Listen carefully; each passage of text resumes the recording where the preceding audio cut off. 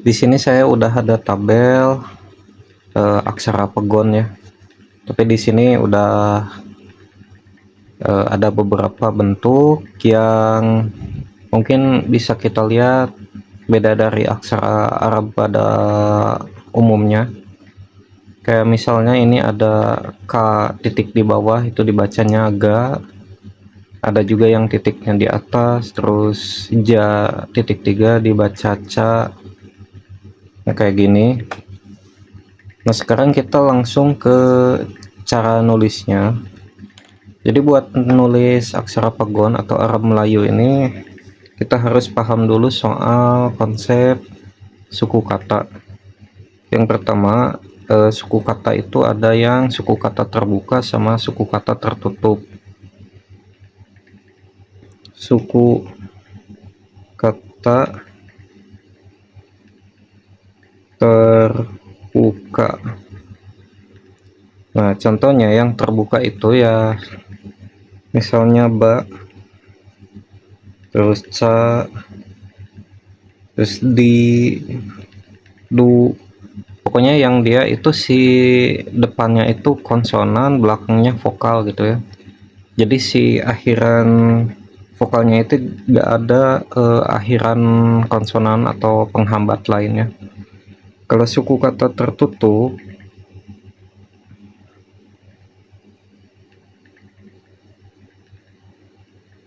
dia ada hambatan akhir, misal bak, cak, dit, atau dut.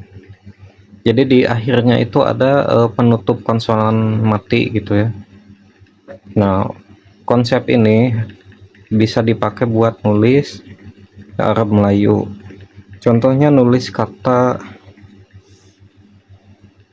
kata tempat, tempat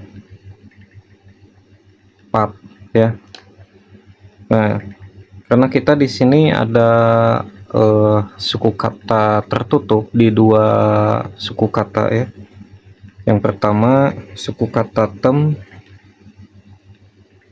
ini jelas tertutup karena si vokalnya itu ketutup konsonan di depannya itu am. Terus suku kata keduanya itu tertutup juga, yaitu ketutup sama bunyi t, t mati ya, jadi tempat.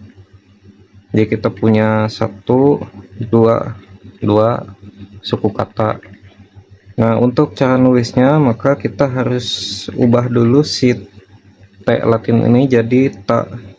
Jadi ini ta, terus jadi ini dua huruf ini dibacanya tem. Karena nulis aksara pegon atau Arab Melayu ini tanpa harokat, jadi kita harus ada tebak-tebakannya. Nah, untuk suku kata keduanya yaitu pat. Nah, di sini kan ada bunyi pak ya, p, bunyi p. Jadi kalau kita potong dia jadi gini, ini tem, ini pat. Jadi ini suku kata yang ke satu, ini yang kedua.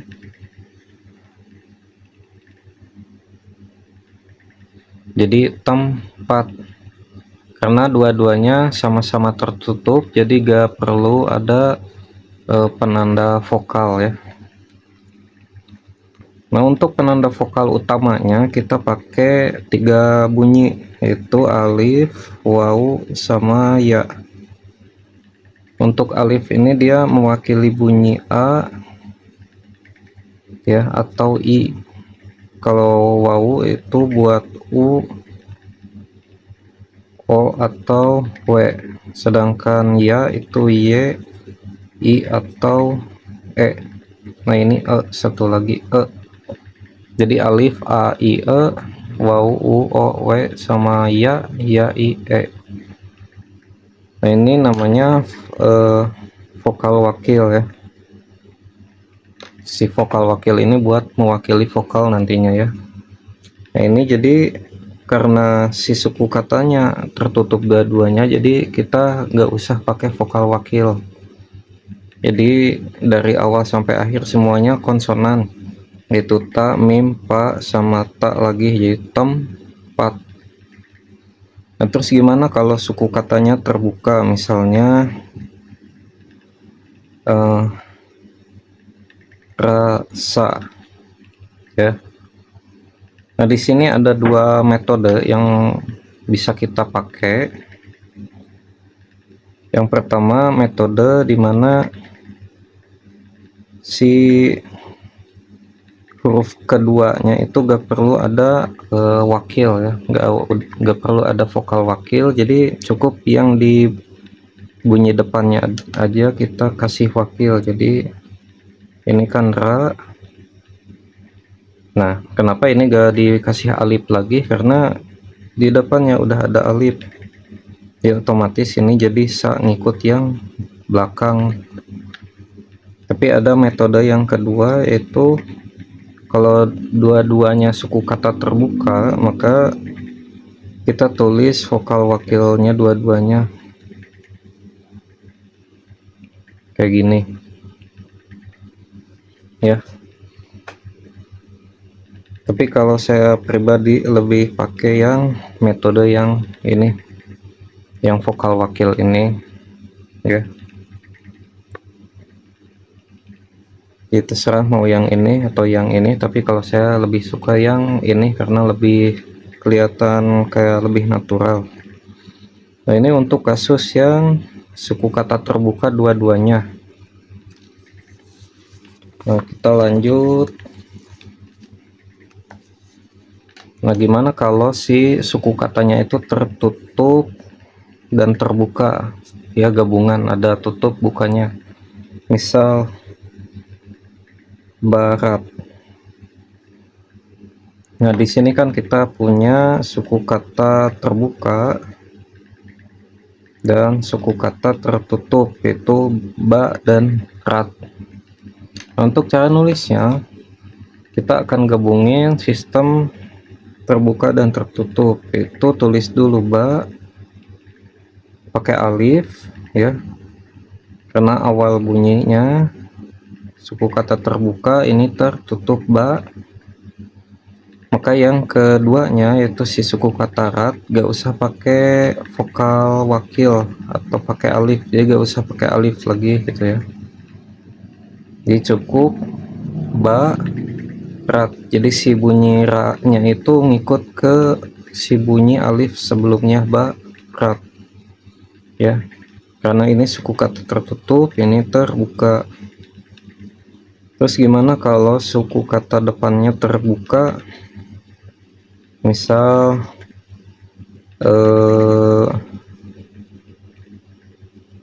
ratba, ya, kita balik ratba.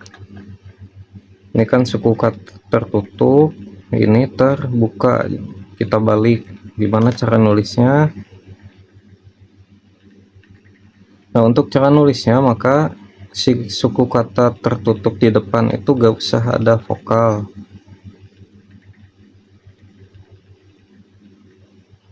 Jadi cukup kayak gini. Jadi ratba, ya,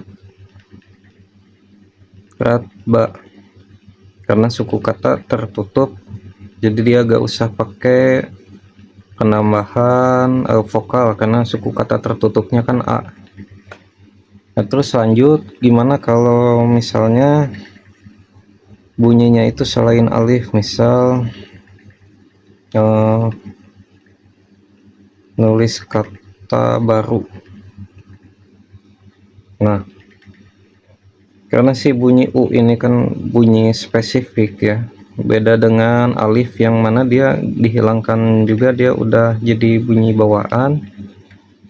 Maka si bunyi wawu ini harus diwakilkan. Misal nulis kata baru, maka hasilnya jadi gini, baru, ya. Ada juga metode yang kedua, yaitu ditulis lengkap semuanya baru. Tapi sekali lagi saya lebih suka yang metode ini karena lebih kelihatan natural, baru.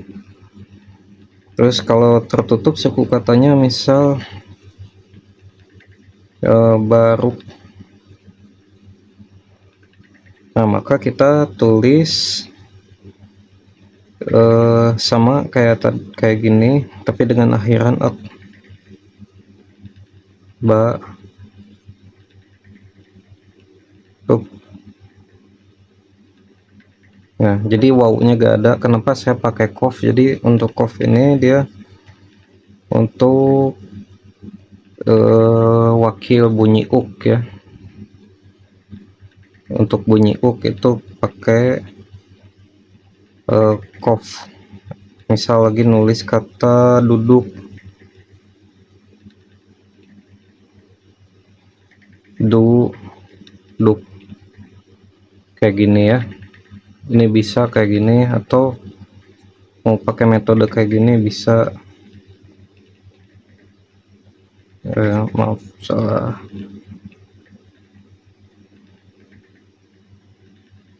Kayak gini bisa, ini juga bisa kayak gini. Tapi bebas lah yang mana juga ya.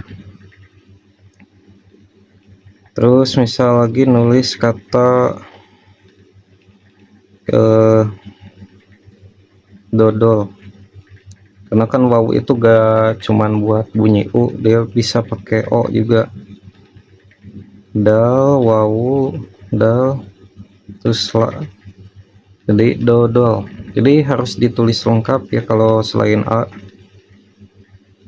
Misal lagi nulis bunyi bi, bina, ini harus ditulis lengkap. Ba, ya, nun, alif ya, karena suku kata terbuka semua, tapi di sini ada bunyi ya. Jadi buat gak membingungkan harus dikasih alif di depannya biar gak salah baca, nanti dibaca bin kalau gak ada alif ini. Terus nulis beda, ini b, da. Nah, jadi untuk membedakan mana ya yang jadi i atau ya yang jadi e itu kita harus tebak-tebakan gitu ya. Kira-kira ini dibaca bida, apakah ada kosakatanya bida? Kan nggak ada, jadi paling logis adalah beda. Sedangkan ini bina gitu.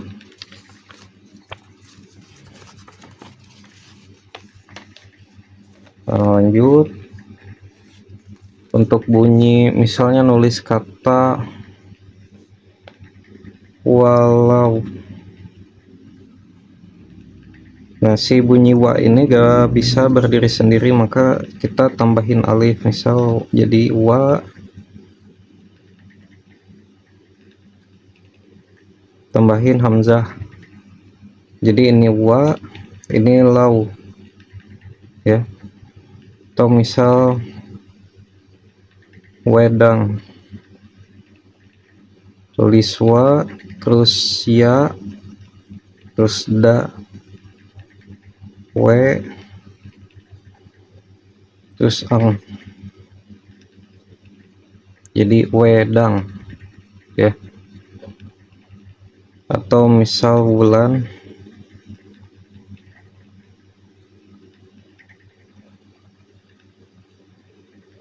dia jadi double,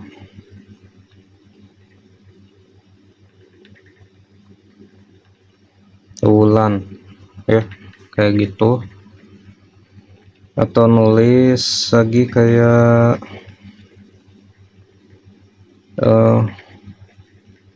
wong cilik, tulis wawu, terus wawu lagi, terus ang, wong, terus ca,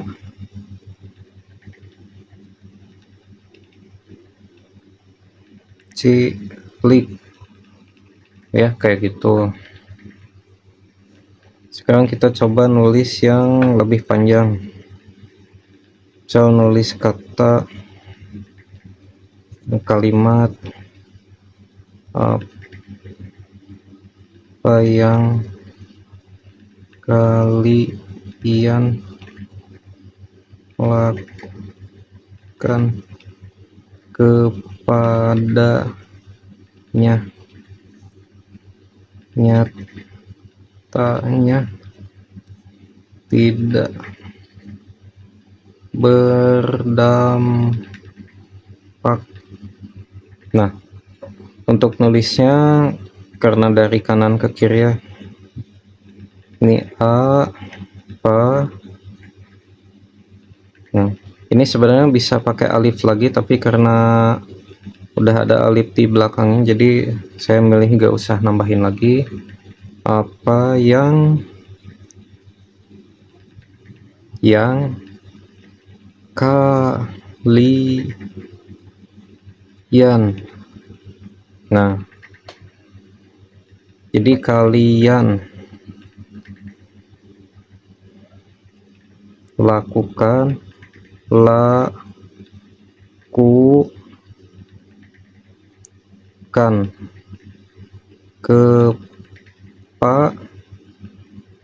kepa ya. Nah, untuk bunyinya di akhir kita pakai bunyi yang ini, kepadanya.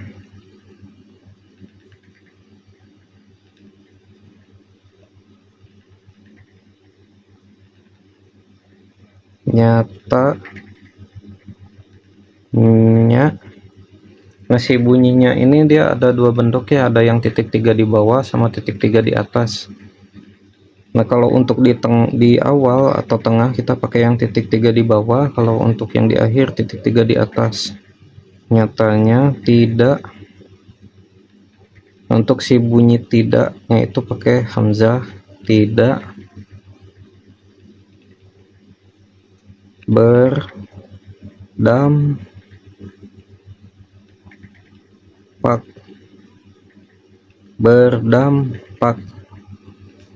Nah, nanti kalian kalau udah biasa nulis ya tiap hari, nanti juga paham sendiri, udah otomatis cara nulisnya gimana,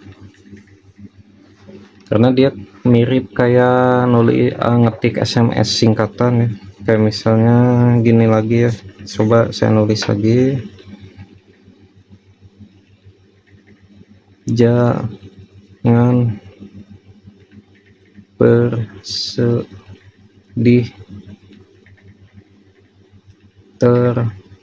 terlalu lama,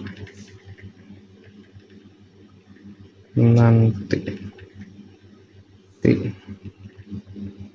kebahagiaan bisa lari darimu ya. Jadi nanti juga bakal otomatis gitu ya, udah paham langsung cepat gitu ya, nggak akan lagi mikirin soal suku kata tertutup atau terbuka, nanti juga bisa otomatis. Mungkin sampai sini dulu, kalau ada yang mau ditanyain silahkan tulis di kolom komentar ya.